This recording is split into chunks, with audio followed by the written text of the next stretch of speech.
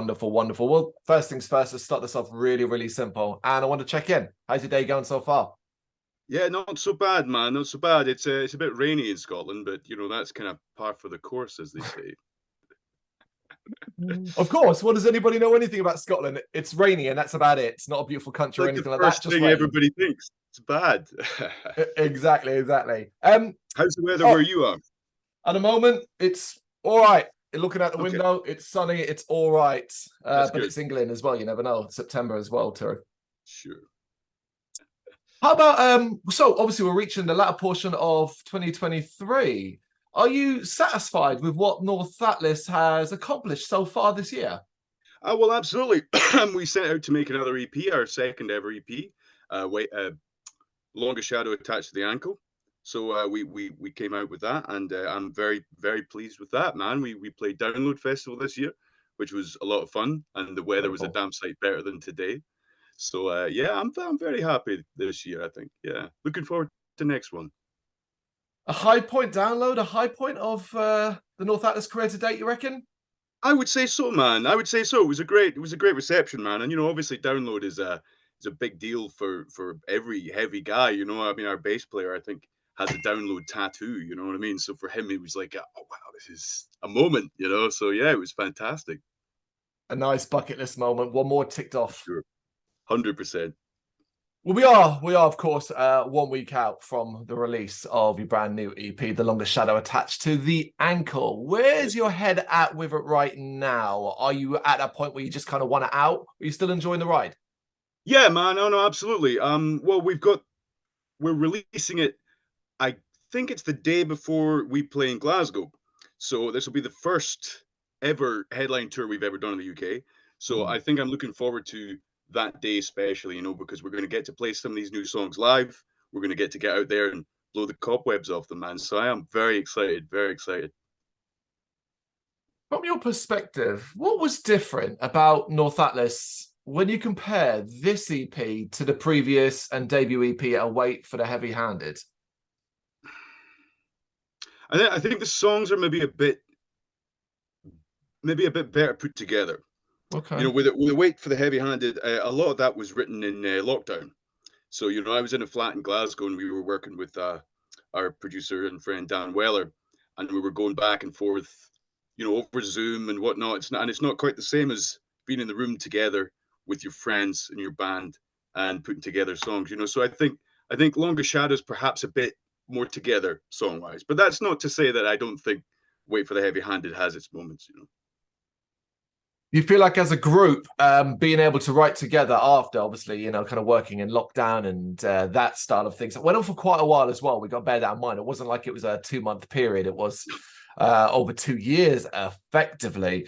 So do you Sure. think like you felt stronger when it came to writing this EP? Well, I mean, I write the songs myself, so I guess I Mm. guess they're my songs. But when we go together in the studio, man, and you're in a band environment, and you know you're playing with a guitarist and a drummer, it's like it's beyond anything else. You know, like the energy of a song and its relevance to you is only really realized, I think, when it's played as a live thing as a band. So I think that's, I suppose, for me, what was exciting about being in the studio and what I liked about this EP, maybe more so than the last one. No, that makes, of course, a lot of sense. It's almost a traditional way of doing things, really, these days, of course. But is there anything that you can point at from, say, being forced to do it online and Zoom and all that, that you can say, well, you know what, that was still quite positive?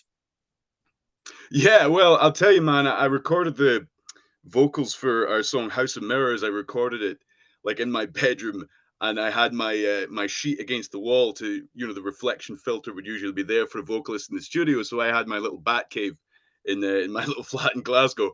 And one of the weirdest things, man, was, you know, like in the middle of some of my takes, there was a guy just doing DIY upstairs. So there was these mad electronic noises just coming through, man, you know. So it was a different vibe. And I guess feeling like everyone was in that together. Everyone was in the lockdown together. And I mean, my Yep. neighbor upstairs, I know him, he's a good mate. And it was that way that it's like, well, geez, man, yeah, we're all stuck in house. We're all frustrated. And the song House of Mirrors is about that. You know, it's about that sort of having to spend long periods of time on your own and being so self-reflective that it can become damaging, you know? So there was never any doubt that North Atlas was still going to be a thing, because of course lockdown and being locked away and not really being able to do anything normal Yeah. killed a lot of bands. It did. And it was a real shame, man. It was a real shame. But yeah, I don't think it diminished my want to do this. You know, I kind of just got my head down to writing, and I think that some of the lyrics from that EP certainly reflect that. So I think in that respect, it was positive, a weird positive, but you know, positive nonetheless. Yeah, any positives that can be taken out of that period of time is worth shouting about. 100%. 100%. How quickly after the debut EP did the songs from this new EP start coming together? Some of them I think were on the road to completion before. You know, I think some of the at least the lyrical ideas were there. Uh, I mean, I like to sit in songs for quite a while sometimes. I mean, sometimes you can just throw them right out because they're relevant right now to you as an artist or as a band. But sometimes there are those sort of things that you really sit with you and resonate with you that you want to work on for a long time. So, you know, I write a lot, man, you know, and Hmm. I think about the lyrics and the meaning behind what we're trying to do a lot. So I think sometimes it can take a while. So yeah.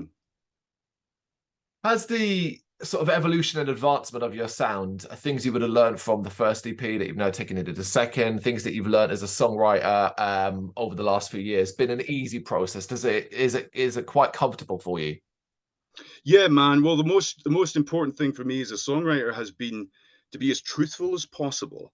So when you know when you're young and you start out in a band, you know you haven't had many experiences in life. You know you've done a Hmm. few things, you've dated a few girls. It's fucked up. I mean, plenty times fucked it up. So, but for sure you learn more as you get older, and you learn as a songwriter if you stay in a band for as long to keep it as real as possible. And I think in many ways it becomes so much easier the older Hmm. you get. You get to really drill down to who you are and what you want to say. You're not just sort of doing the whole thing. Oh, what do people want to hear? It's more like, well, what do I want to say and what should I say? But It's that real. level, but that level of honesty and self-reflection potentially, while it can come easier as you get older, it can still be incredibly difficult for a lot of people. Is that something you're finding is getting easier to open up and be more yourself?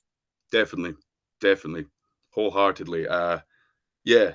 I mean, it's funny. You know, a lot of my songs are about being anxious, you know, having Mhm. anxiety and feeling an odd self-consciousness at times. And it's an odd juxtaposition to want to sing so much about that openly, yet it's such a personal and scary thing sometimes having anxiety.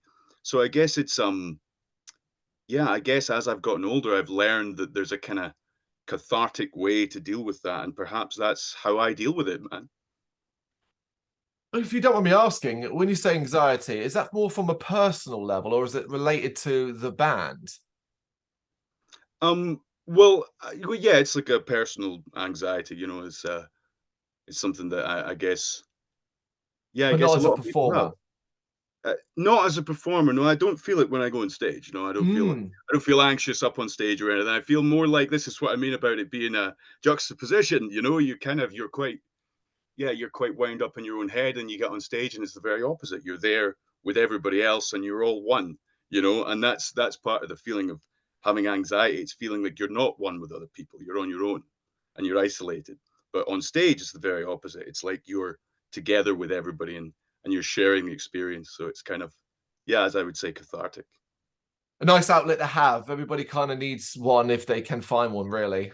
Absolutely, man. Absolutely. I know a lot of people, a lot of friends of mine will work out, you know, they'll lift weights Oh, or yeah. they'll do whatever, you know, and get the adrenaline going, I guess, like on stage, you know, and being at the gym, I think is something I've done over the years, but there's something about that as well. You know, you're not so self-conscious because you're all there, you're all struggling to do something. So I think there's plenty outlets that people have, and I think they're wonderful things to find.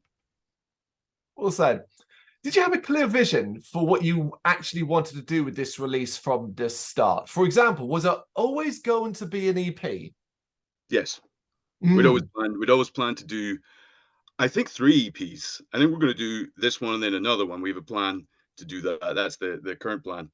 So yeah, we wanted to do EPs, man. Bite size pieces of where we're at as artists and as a band. Because an album's a big thing, man. You put an Yeah. album out, it's like it's a definitive thing, and it's got to be, and it's also expensive to put a record out. People don't realize that when you're a kid, you just think, I'll just record it on GarageBand, and it's like no chance, man. It's like thousands of pounds per track. It's crazy. Are you also kind of conscious of how music is consumed these days? These bite-sized 4 or 5 track releases sometimes get a bit more traction than a full 12-track album. Yes, I think so. I think people prefer that now. I think that they Mm. like from a new band like North Atlas. We're just starting out, I guess, relatively. So it's like, they don't want to be bombarded with a whole bunch of stuff. It's like, here's an EP, check it out, listen to Metallica or whatever next, come back to it, we'll put something else out. And then by the time we have an album, then you can have the full listening experience in your car or whatever. I don't know. Yeah, but I get that. It makes a lot of sense to me that, as much as I love albums, I still love that format and will. Having a regular drop of every couple of months, a new EP, new singles, videos, and so on, just keeps Sure. you at the forefront of the mind. Definitely, definitely. And I mean, it's part of being a new band as well. It's very expensive to put a load of stuff out, you know. Mm. What do you see as your biggest challenge to kind of pushing the name of North Atlas out there? Not just even in the UK, but kind of going further afield. Phew. I know, like having stamina and drive to keep Mm. doing it. That's always a thing. There's always sort of parts of your life you go, well, geez, maybe I want to go live in Japan for a bit, and and you go, well, if I do that, then we don't do a third EP. So that's part of life, isn't it? Making these decisions, and not that it's been a hard decision to stay the course with Atlas, not that it's been a hard one, but Mm. there are always things in your mind, as you get a little older, you're like, oh man, maybe I want, but it's like, no, man, you gotta stick with it, and I do, and my backdrop has fallen down, which is very, very classy, you see. I'd imagine it's a day by day thing, right? That there are sometimes, like you wake up some mornings and you think, God, I'm just going to give all of this up because it's going nowhere, kind of thing. Or days you wake up and you think, oh my God, we can take on the bloody world, right? 100%, 100%. And I kind of think my mind is sitting like right in between that all the time. The terror of how fucking crazy it is to be in a band and to try and push it at this level. And yeah, man, it's quite something. But yeah, it's a chaotic life and it's a chaotic thing to do. But maybe I like the chaos. Maybe there's some Mm, comfort in it for me. I don't know. I don't think you have much choice. That's the I thing. I really don't. no, I'm on the track now, man, and I love it. I can't imagine doing anything else. You must be pleased though with the response to what's been released so far. The general reaction, comments, and just talk online is one of positivity. It appears to be. It appears to be. I haven't really heard anybody say anything terrible yet. Not that they haven't. Mm. It's just I haven't heard them say it. So, I'm glad people are enjoying it, man, and I hope that they continue to do so. Well, 4 tracks. 4 tracks have videos. So I have to ask: is the plan to have one for the long stare too? Oh, I don't know. I think we're not going to do a video for that. We might do a lyric video. Might do a lyric video, but yeah, I don't know, man. That's what I guess 4 videos Hmm. for the whole EP. And I suppose for an EP, that's a lot of videos. I don't want to Oh, bore people with more videos. oh yeah, it's very, very impressive. It really was. But as soon as I saw it, and as soon as I know it, it was like, okay, this is gonna have a fifth. But hey, lyric video nonetheless. Either way, that's cool as hell. For sure. Did you have an idea beforehand what might have been the hit of this record, or has one track surprised you more than any other of the ones that have been released? Well, I mean, we ain't Coldplay, so I don't think we have any hits. Hmm. But in regards to the more Inverted popular, commas. yeah, we're gonna have to invert commas there, Carl. With regards to yeah, the more popular songs, yeah, I'm not sure. I'm not even sure what the most popular one is. I know people seem to like Super Ego live, Mm. and I've heard that people like Faster Than Your Thoughts live, and I feel that one live, man. I kind of think that's enjoyable to sing. There's a lot of energy in that. Do you think you're gauging then the appreciation and love of certain tracks and North Atlas in general live Hmm. more than perhaps say streaming numbers and viewing numbers? Like, as in, am I gauging it more by a live reaction? Yeah, yeah, the popularity. Um, yeah. Well, obviously, House of Mirrors has done real well on streaming, Mm.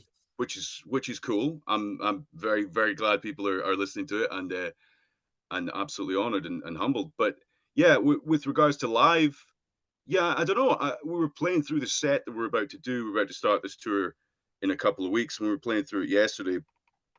And I don't know. I feel it's really strong. There's not a moment where I'm going, oh no, I don't know if I believe in that song, or I don't know if that sounded so good. I'm sort of going, well, like, I'm very happy with the sound of everything. So yeah, with regards to the reaction that we have to it, I suppose we'll see, as this will be the first time we played a lot of them live. Indeed, and that's cool in itself, and good for people who have obviously following you up to this point, following the single releases, watching the videos and all that, and I get an opportunity to hear them. When we look at streaming then and Mm. the numbers, so you have House of Mirrors and it does very, very well. Is it easy for you to stomach the sort of down point that's going to come? Because obviously when you hit a high point, Yeah, realistically, there's often only one way down. yeah. Are you able to stomach that? Is it something you're comfortable with looking at numbers and seeing sometimes not such a good result? Well, I guess I've been in bands before, Mm-hmm. and we haven't done so well at times, and we've fallen apart. Members have fucked off. Can I swear? Sorry, I don't know if I can Yeah. swear. Is that okay? Yeah, members have fucked off, and whatnot. So I guess I've had a lot of low points in music already. So another one.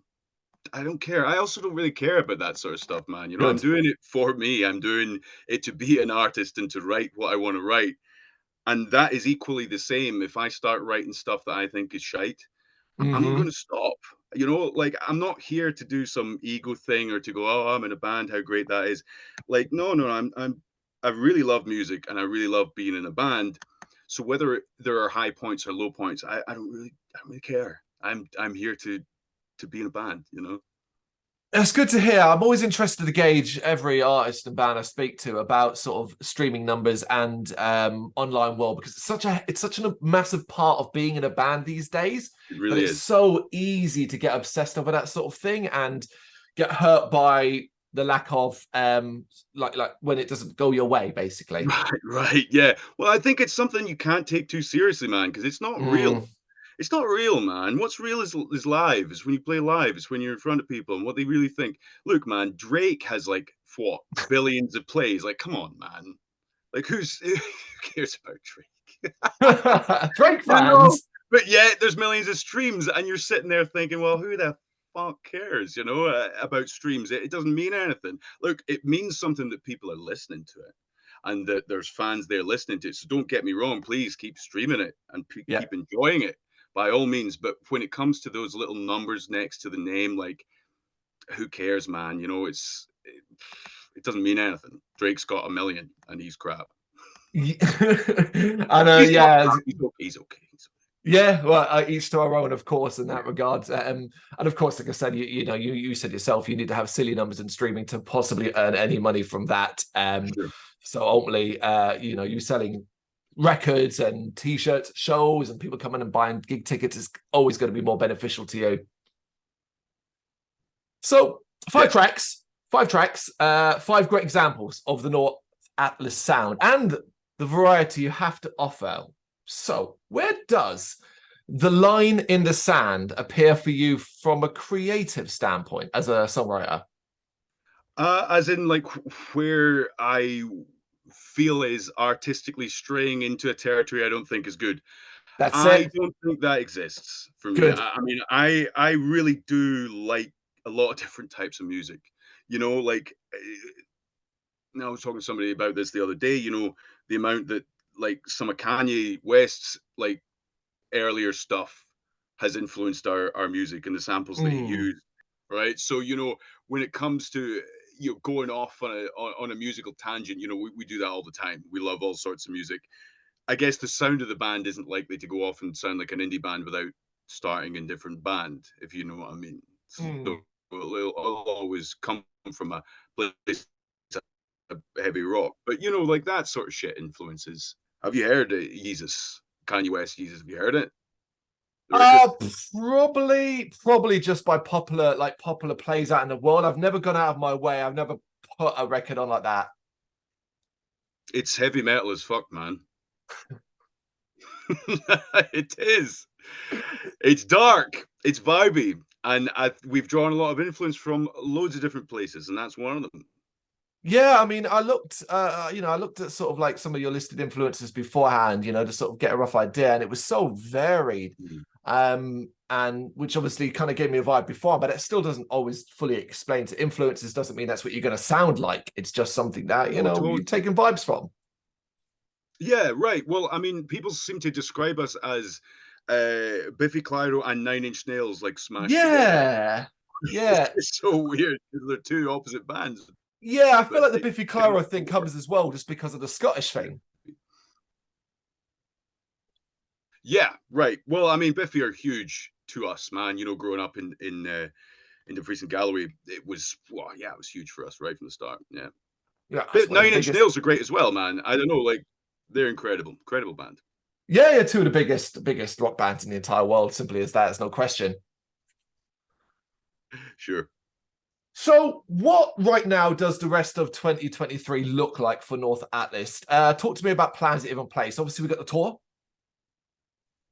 Yeah, we got the tour in September, very end of September.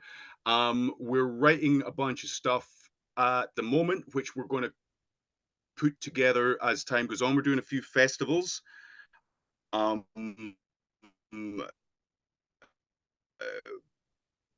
Towards the end of the year, and yeah, I think that this whole tail end of the year is going to be about thinking about what we're going to get the songs written, get our ideas on demos, and go into the studio, perhaps even at the end of this year.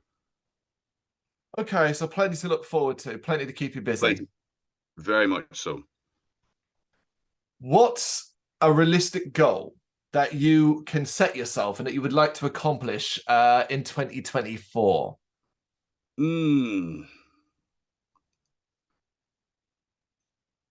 Well, I think a realistic goal would be to write and put out another EP that we feel as happy about as we do Longest Shadow and Wait for the Heavy Handed. So I think it's going to be about feeling like we've got something there that's solid, that's real, that's true.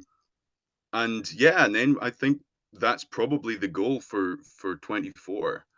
We're going to do a few festivals, we got a few things lined up, which is going to be fun. And yeah, whether we're going to do another tour ourselves or go out with someone else is the next choice.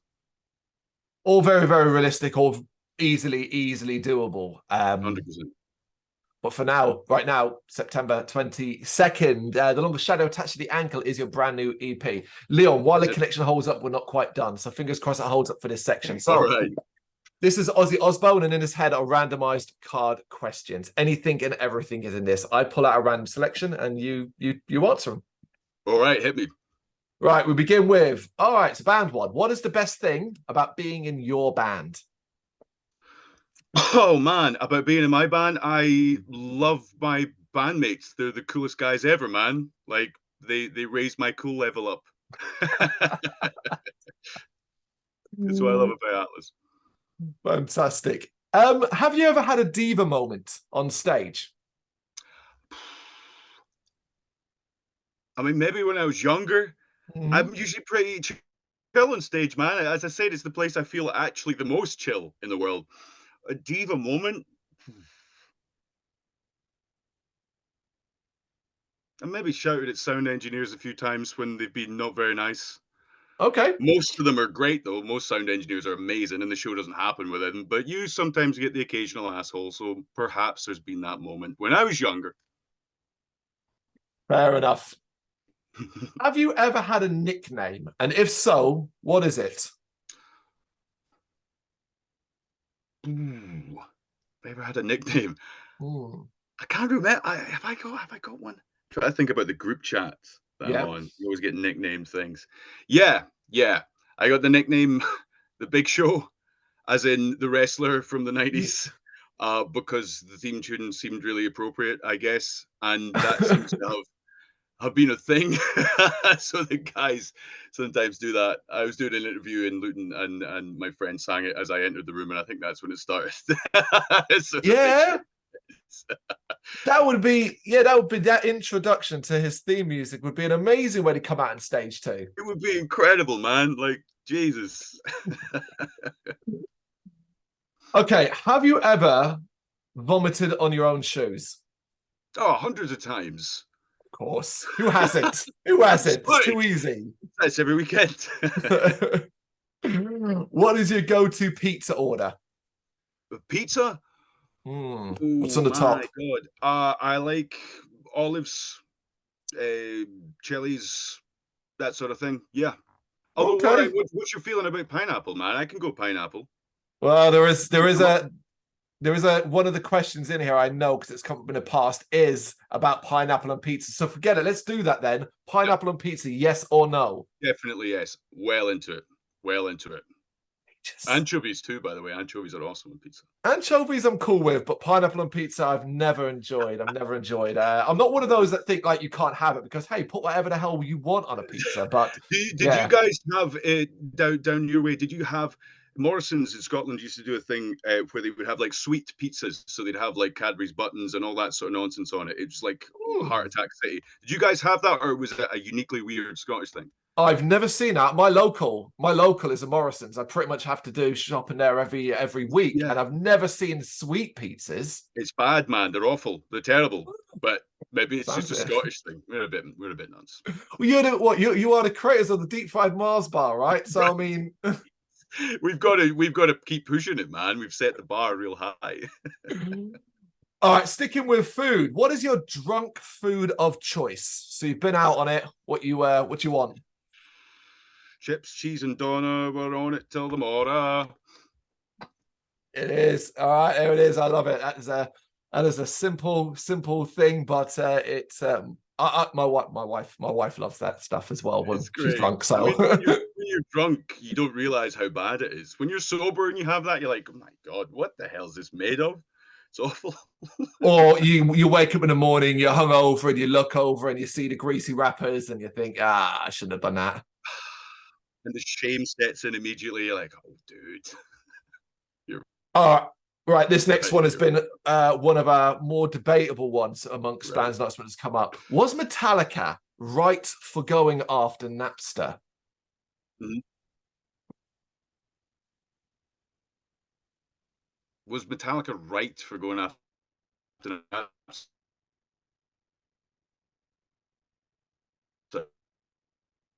Oh, no, I'm losing you again. They're a wrong band to do it.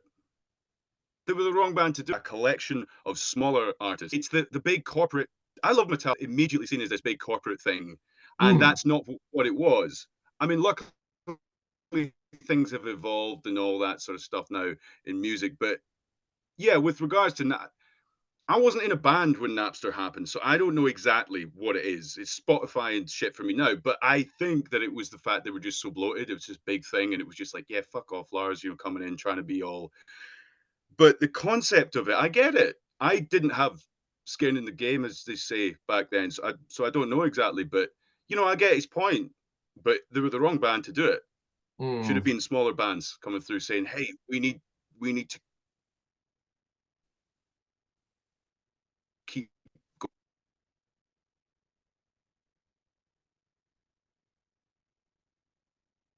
going." They always sell, get paid millions to play download, and bands through. They're the ones that are. Yeah. That was a really long answer, man. Sorry. No, I also think fine. Saint Anger is awesome. So, fucking.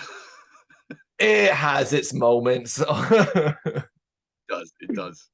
Right. I'm worried we're going to lose the connection again. There's a little bit spotty there, but it came through. So let's do one more, and it is.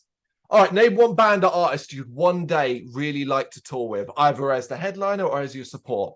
As the support. I would love to tour with Empire State Bastard. Ooh. That would be cool, man. Our guitarist is obsessed with Empire. So that would be cool, man. I would love to do that sort of thing. Good Yeah. choice. Good choice. Amazing. In fact, actually, I've got one more as you're still here. And really, it's because of where you're from.